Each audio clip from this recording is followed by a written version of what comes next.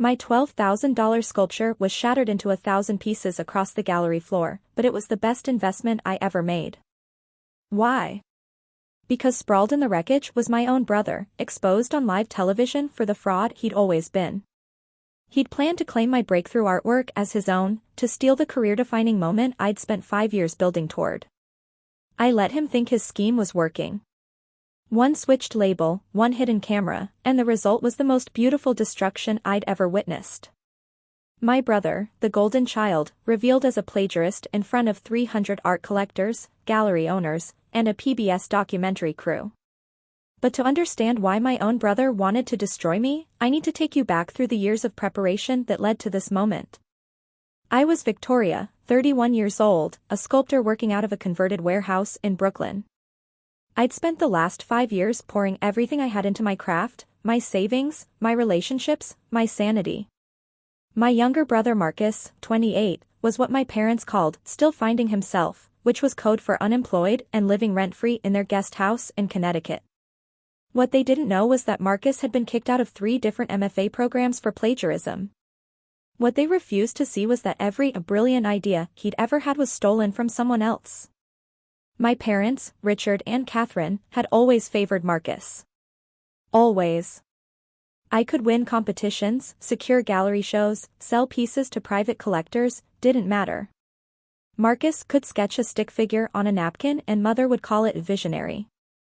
Marcus's jealousy reached nuclear levels when I got accepted into the Caldwell Gallery's Emerging Artist Showcase. The Caldwell wasn't just any gallery. It was the gallery, the kind of place that launched careers, that got you into museum collections, that made collectors fight over your work with paddles at auction houses. They'd selected me.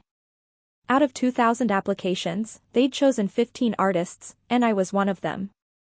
The exhibition would be filmed for a PBS documentary about contemporary sculpture. Critics from The Times, Art Forum, and Sculpture magazine would attend. This was my moment. Marcus turned into a nightmare the moment I got the acceptance letter. It started 4 months before the opening. I was in my studio, putting the finishing touches on my centerpiece sculpture Metamorphosis, a 7-foot abstract piece made from bronze and hand-blown glass that represented the transformation from self-doubt to self-actualization. It had taken me 8 months to create, cost me $15,000 in materials alone, and was, without question, the best work I'd ever done. Marcus showed up unannounced, letting himself in with the spare key he'd never returned. "So this is the famous sculpture," he said, circling it like a shark. "The one that's supposed to make you rich and famous." I wiped bronze dust from my hands. "I'm not expecting to get rich, Marcus. I just want people to see my work." "Right." He ran his finger along one of the glass elements, leaving a smudge. "Listen, I've been thinking.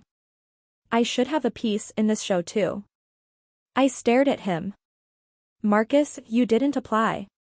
The deadline was 8 months ago." "I know, but you could talk to them. Tell them your brother is also an artist. They'd probably love the story, siblings exhibiting together. Very compelling narrative." "That's not how it works." His face darkened. "Of course. Victoria gets the big break while I get nothing. Same story, different day." Then he called our parents. Within an hour, both of them were at my studio door. Mother was already in tears, dabbing at her eyes with a silk handkerchief. Father wore his "I'm very disappointed in you" expression. "Victoria, sweetheart," Mother began, taking my paint-stained hands in her manicured ones. "Marcus feels excluded. He feels like you're leaving him behind." "Mom, this is a juried show. I can't just add him." "Your brother has been struggling," Father interrupted, his voice carrying that tone that meant the discussion was over. "The least you could do is help him get his foot in the door. Use your connections. Show some family loyalty." Family loyalty? The words tasted bitter. Where was family loyalty when Marcus submitted my portfolio to that gallery in Soho under his name? "That was a misunderstanding," Mother said quickly. "He was trying to help you." The gaslighting was textbook. They'd been doing this my entire life, making Marcus's behavior my responsibility, his failures my problem to solve. But I held firm. I couldn't get him into the Caldwell show. And even if I could, I wouldn't.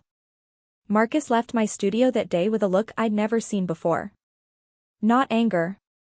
Not disappointment. Something colder. More calculated. I should have paid attention to that look. 3 weeks before the opening, strange things started happening. My studio door was left unlocked twice. I know I'd locked it. Tools went missing and reappeared in wrong places. Someone had been inside my space when I wasn't there.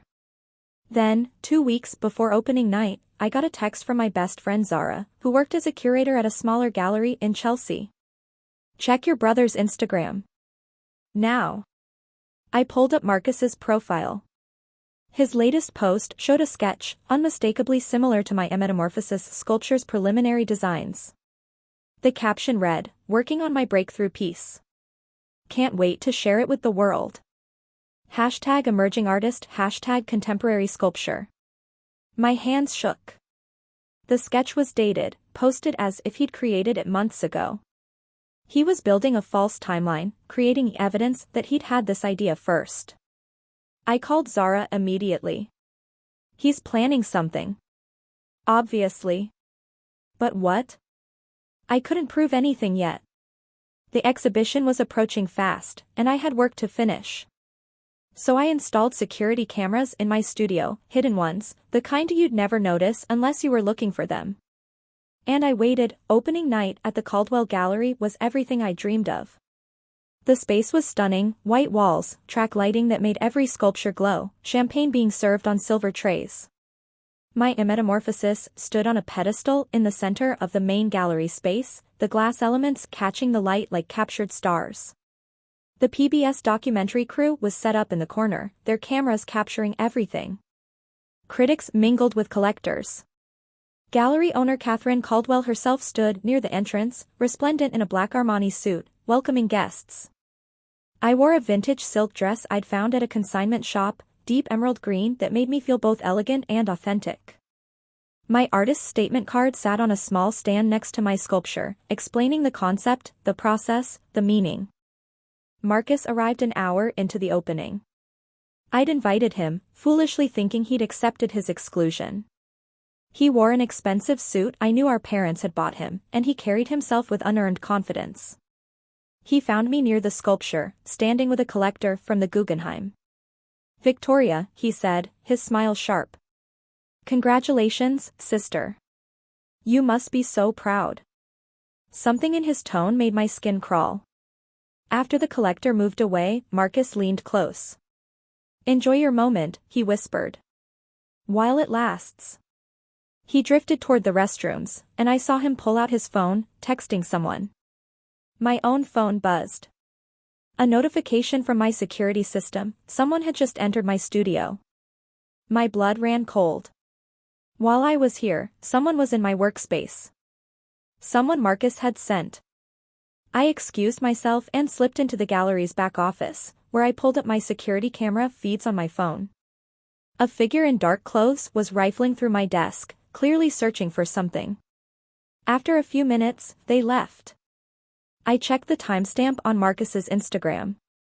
He just posted a photo of himself, supposedly, in his studio, with another sketch visible in the background. Except I recognized the desk in the photo. It was mine. He'd sent someone to photograph my workspace and was passing it off as his own. He was building a narrative. Creating false evidence that my sculpture, my ideas, had actually originated from him.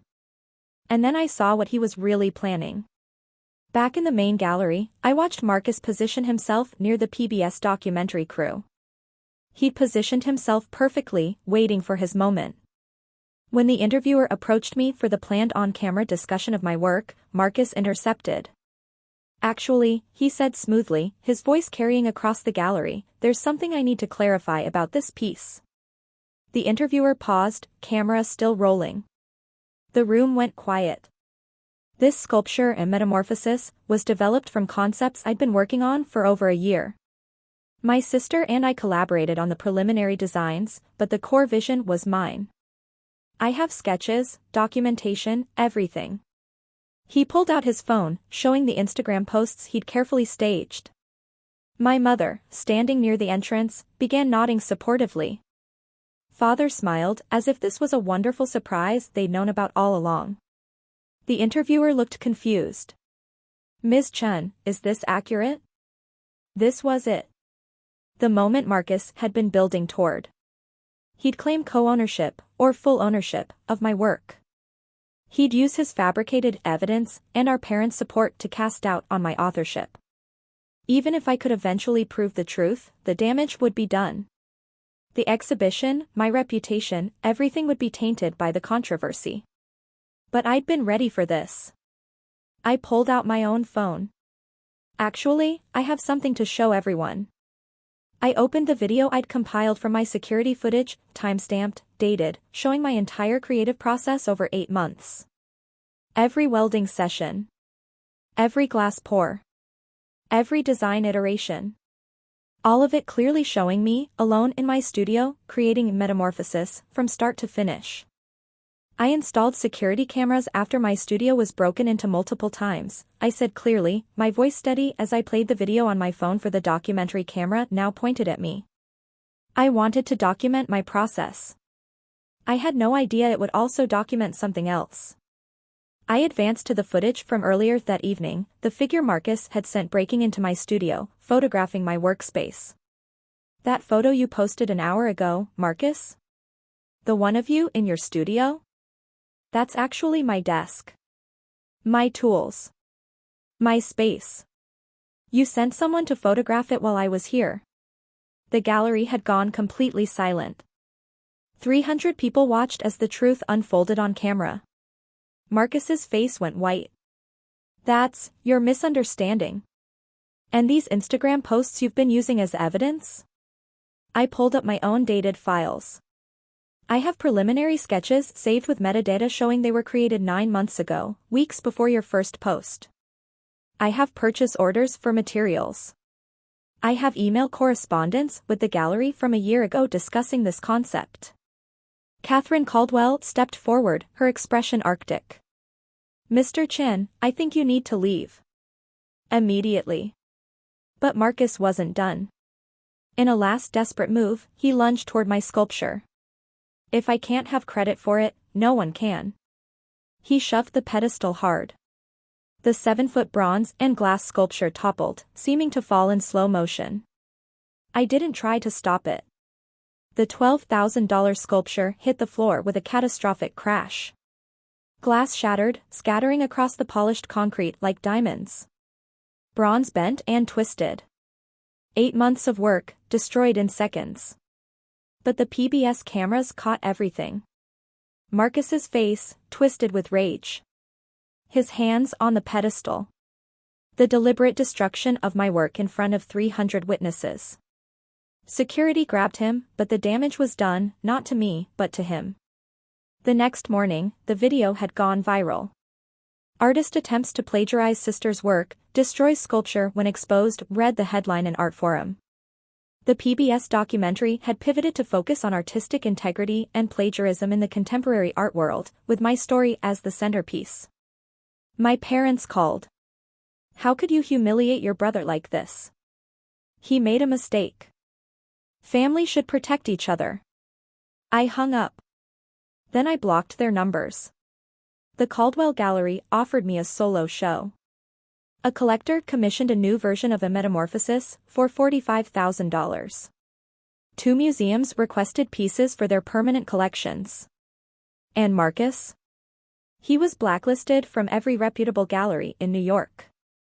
The MFA programs he'd lied about on his resume were exposed. Our parents finally had to confront what they'd been enabling for years. 6 months later, I stood in my new, larger studio, one with a proper security system and a lock only I had the key to.